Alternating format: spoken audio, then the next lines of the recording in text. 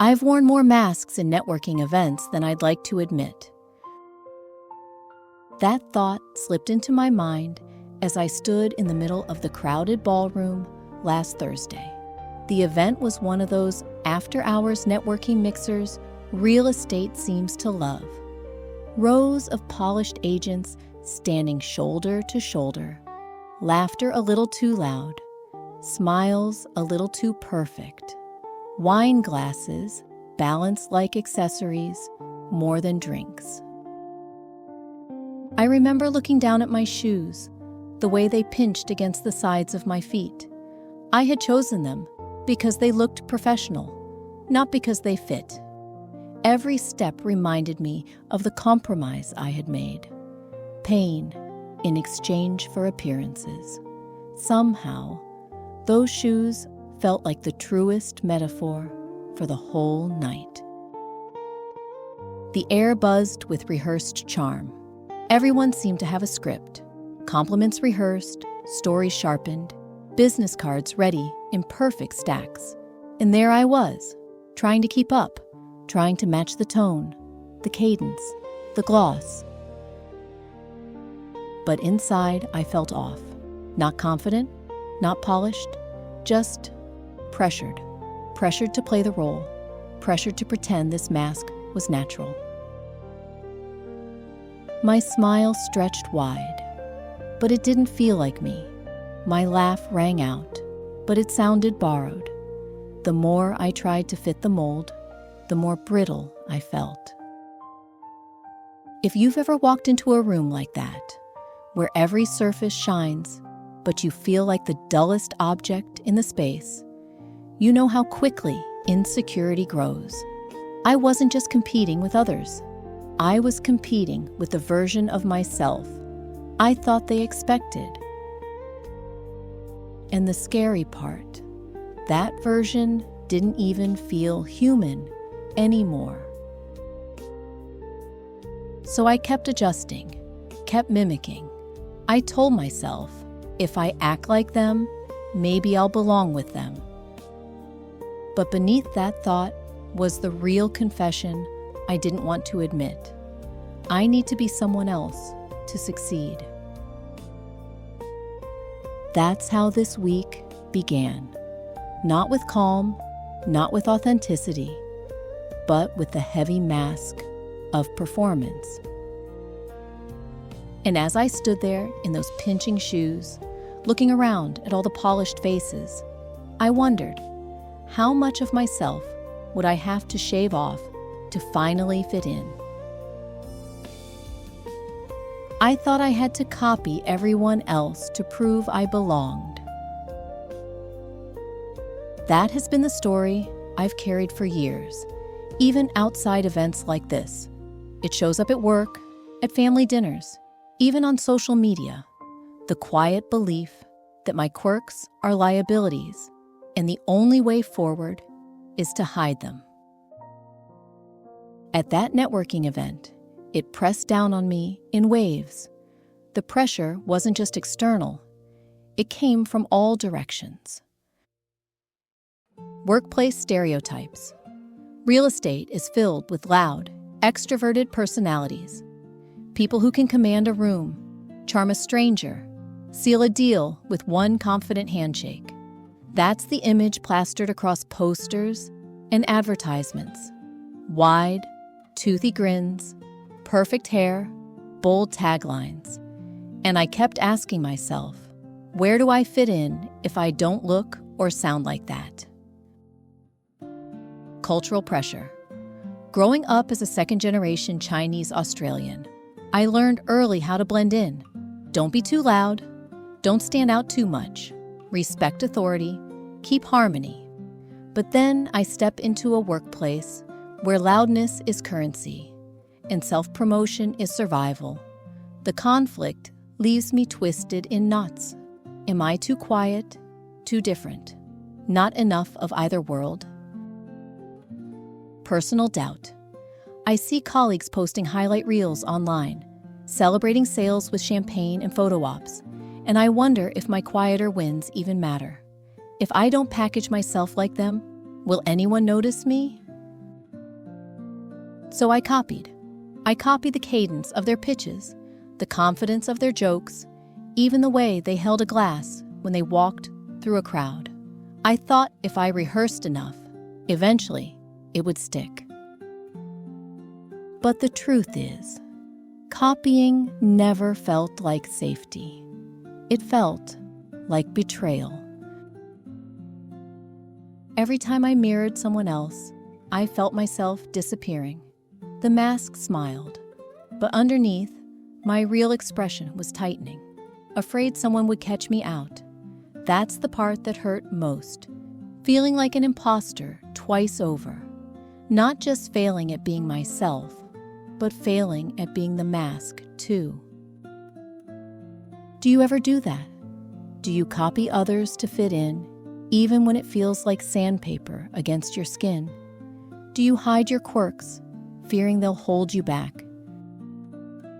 I ask because I've lived it. The brittle smile, the forced laugh, the way your shoulders stiffen when you're pretending too hard. And deep down, the voice whispers, if they saw the real me, they'd walk away. That voice haunted me under the harsh fluorescent lights that night. It felt like the spotlight was exposing me, even when no one was looking. The wisdom I should have carried into the room. Authenticity isn't a weakness. It's the only edge no one else can copy. Sat somewhere far away, out of reach. In that moment, I couldn't believe it. I only believed the mask. And that belief cut deeper than I expected, because it told me the ugliest lie. You're not enough as you are. Success isn't built for people like you. That's what pushed me into the crisis I couldn't avoid. The collapse didn't arrive all at once, though in hindsight, it feels that way. It began with a tightening in my chest, a faint pressure, like my body knew something was about to crack. I was at the networking table, surrounded by 6, maybe 7 other agents. They all looked so polished, hair smoothed perfectly into place, designer blazers cut sharp, watches that glinted when they lifted their glasses to sip. Even their laughter seemed rehearsed, tuned to the exact right volume for the room. When the conversation shifted toward me, my heart jumped. It wasn't just nerves. It was panic, dressed up as performance. I smiled, wide and practiced, and my voice came out too quickly, like I was rushing to get it over with. But instead of speaking my truth, I copied. I mimicked the man who'd spoken before me. The tilt of his head, the confidence in his tone, even the phrasing of his pitch. I didn't do it consciously at first. My brain just scrambled for safety. And safety meant imitation. The words that left my mouth weren't mine. They belonged to someone else, borrowed lines from a script I had no right to claim. And instantly, I felt the fracture. It was as if one part of me was performing, while another part hovered outside, watching with horror. The performer smiled brightly, nodded, laughed at the right moment, but the watcher? The watcher whispered, "This isn't you. This isn't real. You've disappeared." The lights above me felt harsher than ever, buzzing faintly, washing the room in an unforgiving glare. It was as though a spotlight had landed directly on me, exposing every crack in the mask I had forced over my face. My hands fidgeted with the stem of my glass. My palms dampened. I shifted my weight in those pinching shoes. But even that small adjustment felt wrong, like the performance had invaded my body too. Inside, the thought loop rose up, relentless. I'm not enough as I am. I'll never be enough. I need to be someone else to succeed. And the cruel irony, even as I tried to be someone else, I wasn't convincing. My imitation was thinner than tissue paper. My laugh rang hollow, brittle at the edges. My sentences cracked under the strain. For a moment, it was almost unbearable, standing in plain sight, but feeling invisible. It was like everyone could see through me, and yet no one really saw me at all. That's when the collapse happened. Not a physical collapse, but something deeper. My spirit folded in on itself. I felt like an imposter twice over, not just failing at being myself, but failing at the mask too. The worst part wasn't embarrassment, it was erasure. I had erased myself in the process of trying to belong, and the realization hit like a stone in my chest. If I kept living like this, copying, masking, performing, would there be anything left of me at all? But the truth is, I succeed as me, not as anyone's imitation. The turnaround didn't arrive in applause or validation from anyone else. It arrived in something much smaller, a reflection. I stepped back from the table, my body heavy with defeat. I wanted to escape, maybe even run to the bathroom and hide until it was over. But as I passed a tall glass window near the edge of the room, I caught sight of myself. It wasn't glamorous. The lighting was unflattering, casting shadows under my eyes. My lipstick had smudged slightly. My smile, now faded, looked weary. But what I saw staring back was real.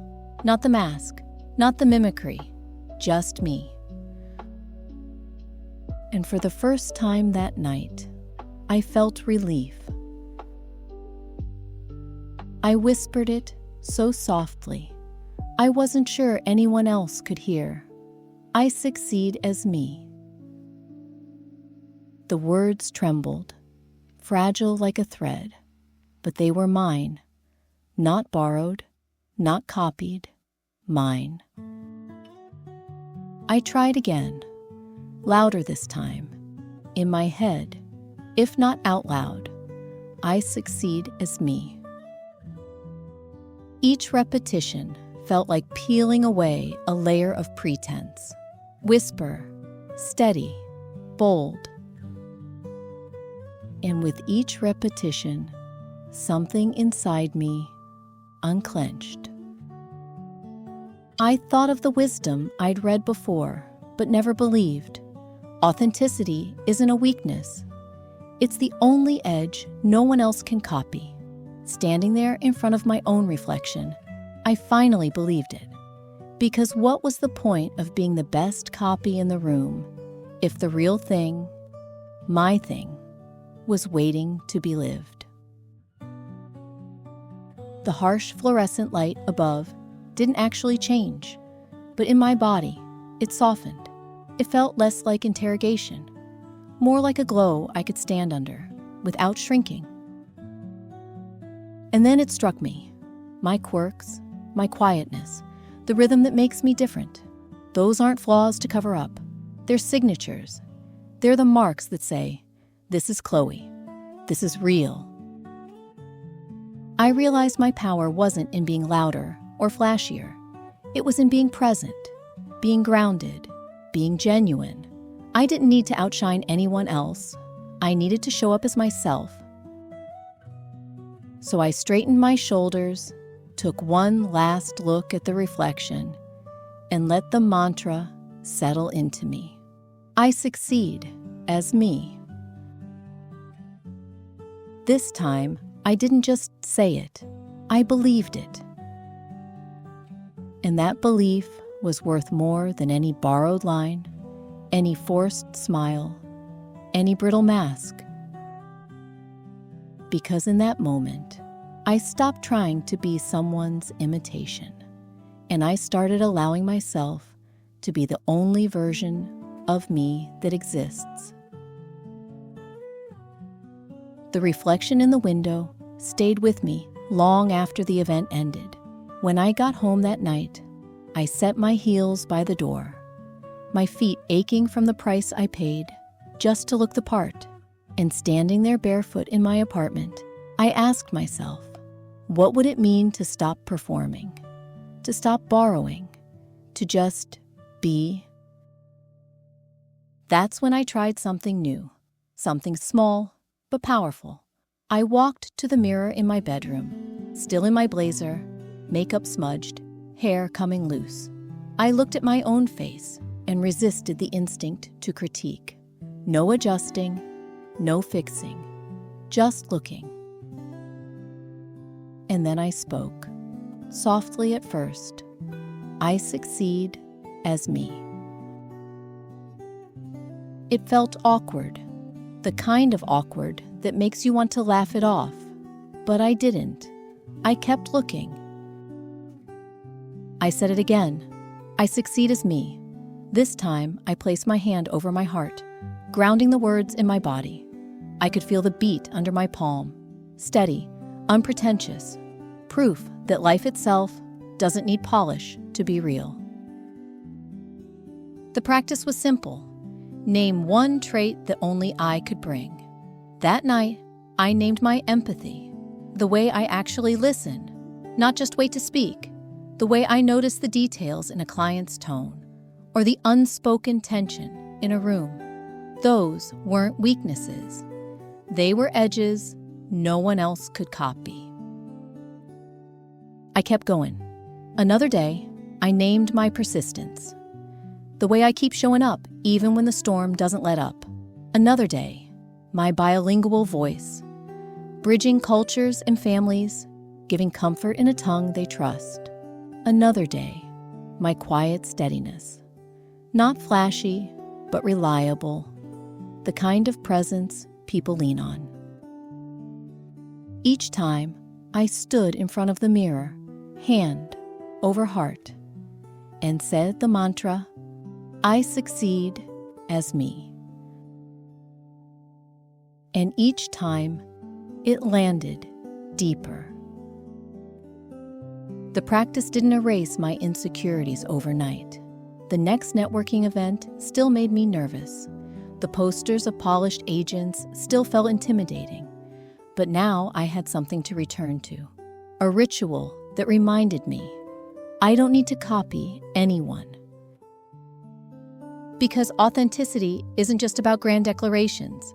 It's about these small, repeated moments of self-acceptance, naming one truth, one trait, one piece of me that deserves to stand in the light. And I've noticed something subtle but profound.